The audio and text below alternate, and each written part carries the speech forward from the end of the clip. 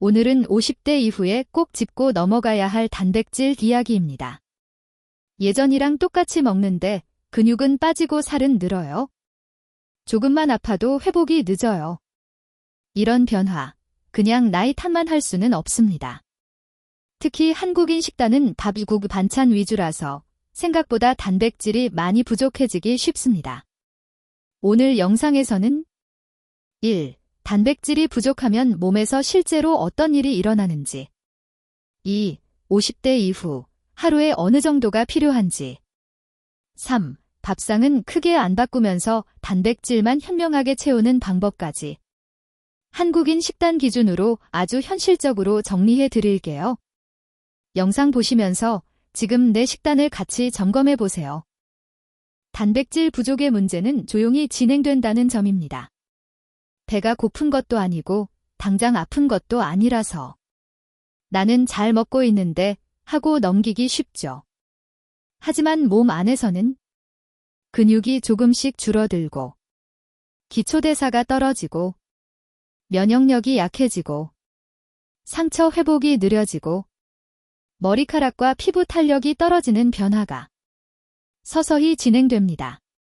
특히 50대 이후에는 원래도 근육이 매년 조금씩 줄어드는데 여기에 단백질 부족까지 겹치면 노화 가속 페달을 밟는 것과 비슷합니다. 거울에 보이는 변화보다 눈에 안 보이는 근육과 장기 기능이 먼저 무너진다는 걸 꼭 기억해 주세요. 단백질 부족이 왜 노화 가속으로 이어질까요? 핵심은 바로 근육입니다.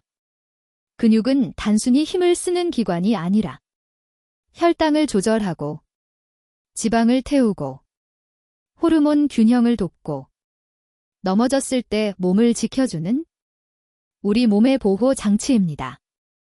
50대 이후 근육이 줄면 같은 양을 먹어도 살은 더 잘 찌고 혈당이 쉽게 오르내리고 계단 오르기가 버거워지고 골절 위험이 커지면서 노화된 몸의 특징이 빠르게 나타납니다.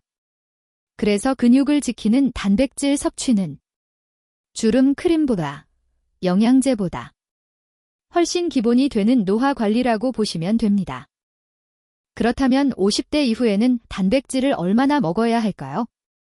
연구와 여러 가이드라인을 종합하면 건강한 50대 이후 성인은 체중 1kg당 1.0에서 1.2g 정도의 단백질을 권장합니다. 예를 들어 체중 60kg 하루 60에서 72g, 체중 70kg 하루 70에서 84g 정도입니다. 근육이 이미 많이 빠졌거나 골다공증, 당뇨 등 만성질환이 있다면 개인 상황에 따라 더 세밀한 조정이 필요하니 주치의나 영양사와 상의하는 게 좋습니다. 오늘은 일반적인 건강 상태를 기준으로 최소한 이 정도는 챙기자는 관점에서 설명드릴게요. 고기도 먹는데 왜 부족하죠? 라는 질문을 많이 받습니다. 대표적인 한국인 한 끼를 떠올려 볼게요. 흰쌀밥 한 공기, 김치, 나물 2-3가지, 국, 찌개, 작은 생선이나 고기 반찬 조금. 이렇게 먹으면 단백질이 얼마나 될까요? 생각보다 적게는 10에서 15g 수준인 경우가 많습니다. 하루 3끼를 이렇게 먹어도 30에서 45g 정도? 아까 말씀드린 목표량 60에서 70g에 비하면 많이 부족하죠. 특히 고기를 일부러 적게 먹는 분, 아침을 빵, 떡, 과일로 때우는 분, 점심, 저녁에 국물 위주로 드시는 분은 부족할 가능성이 더 큽니다. 단백질은 하루 총량도 중요하지만 한 끼에 얼마나 나누어 먹는지도 중요합니다. 50대 이후에는 한 끼당 최소 20g, 가능하면 20에서 30g 정도를 목표로 해보세요. 대략 이 정도입니다.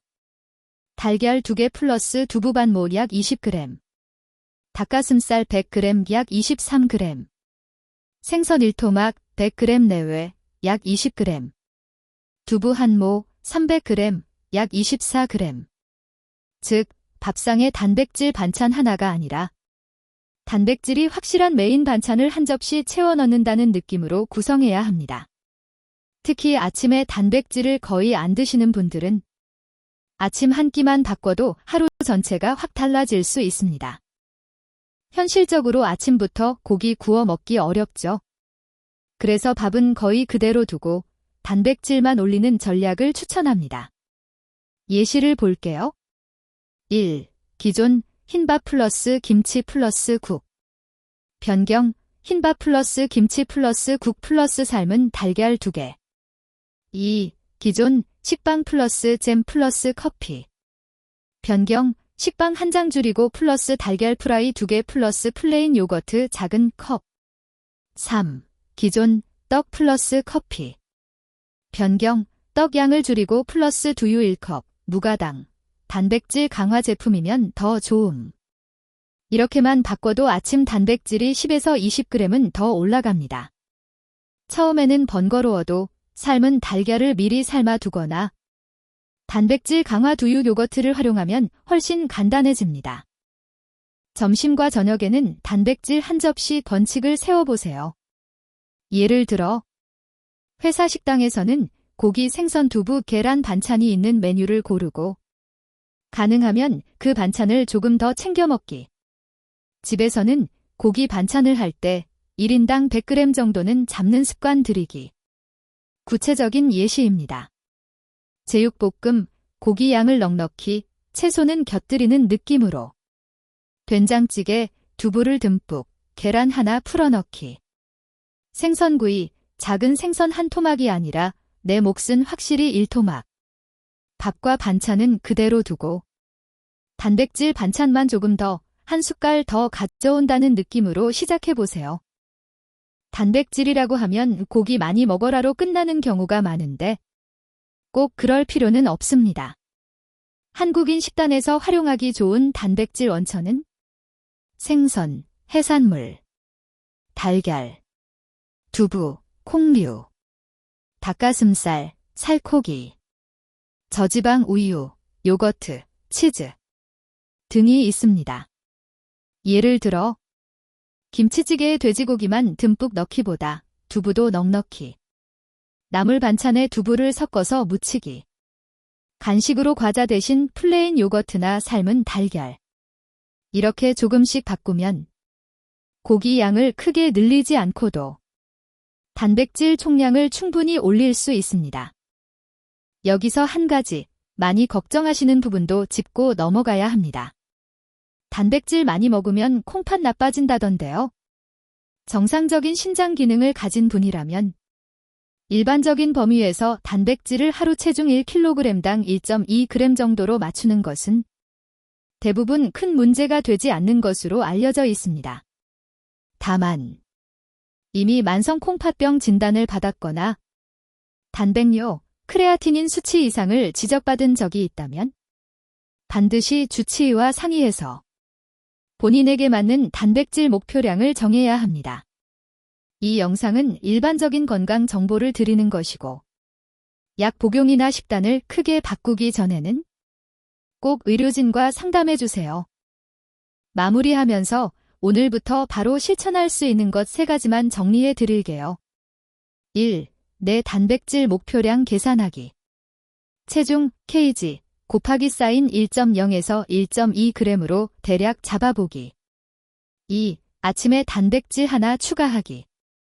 삶은 달걀 2개, 단백질 강화 두유, 플레인 요거트 중 하나 고르기. 3. 점심 저녁에 단백질 한 접시 번칙 세우기. 고기, 생선, 두부, 달걀 중 하나는 접시 한가득 먹기. 노화는 막을 수 없지만 속도를 늦추고 몸 상태를 훨씬 더 좋게 유지할 수는 있습니다. 단백질은 그 출발점입니다. 당장 오늘 저녁 식사부터 내 단백질 충분한가 한번 점검해 보세요. 도움이 되셨다면 구독과 좋아요, 알림 설정까지 부탁드리고 궁금한 점은 댓글로 남겨주세요.